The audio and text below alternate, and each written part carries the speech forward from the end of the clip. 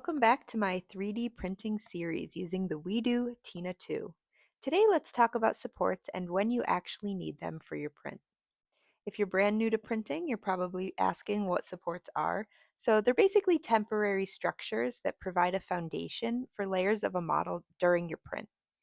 They're used to prevent parts from deforming, drooping, or collapsing under their own weight. There are multiple situations where supports are needed in a print, most commonly being overhangs. So if you look at this 3D frog that I printed, you can see that the head comes out significantly from the body. If I didn't add supports when printing this, the hot filament would come out of the nozzle and droop down with every layer.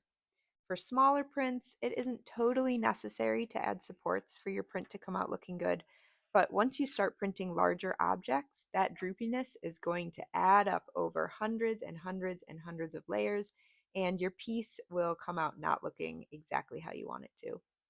So supports are meant to be removed at the end of your print.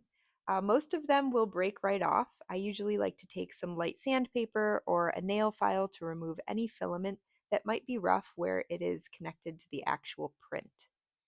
Now, there are a few options when adding supports to your STL file in Weebuilder. If you've forgotten how to add a file to Weebuilder, you can check out my first video, which is a beginner Weedo Tina2 tutorial that will walk you through all of the steps. So this is a cable holder that I've printed dozens of times. I've enlarged it here so it's easier to see. I normally wouldn't print it this big, but you can put this on the side of your desk or your nightstand and it holds your charging cable.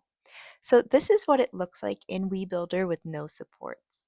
Now I would recommend using supports with a print like this because you can see that this layer right here is pretty much suspended in midair. So when the filament is dispersed from the nozzle, it's going to fall down and depending on the cooling rate, it may droop. So let's slice this one just the way it is. This is going to turn it from an STL file into a G-code file, and you can see that it looks exactly the same. There are no supports. Now let's go back to the STL file and let's go to our slicing settings. Here you're going to see a couple of different options for support. Let's start with touching build plate. So this is going to create a support for your item that only has one point of contact with your print. So if I slice it again,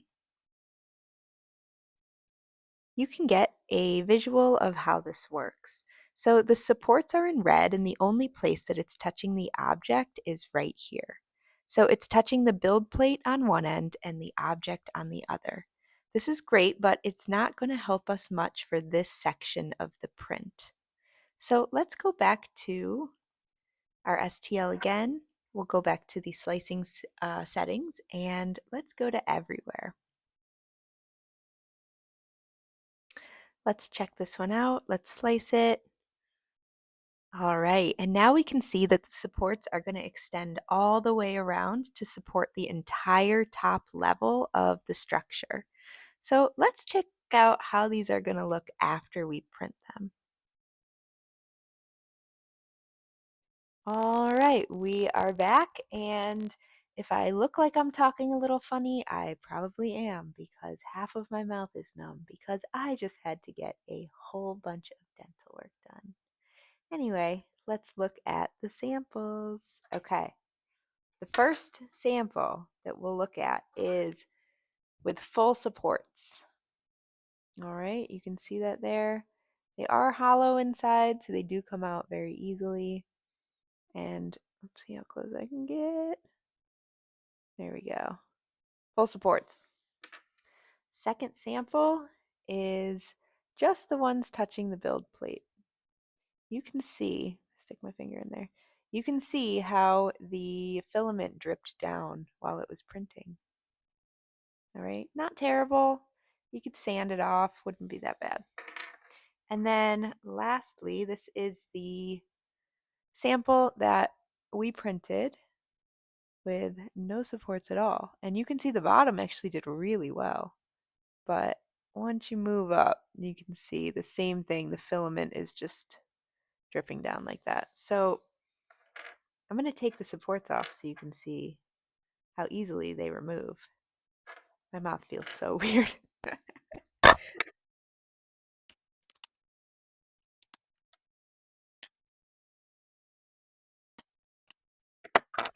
All right.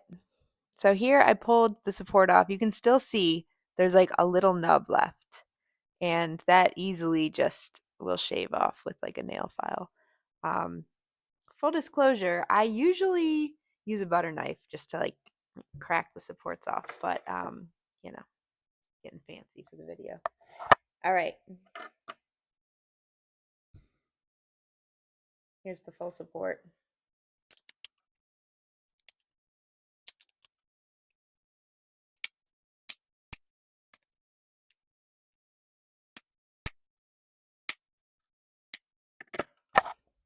All right, this one came off a lot nicer than the other one.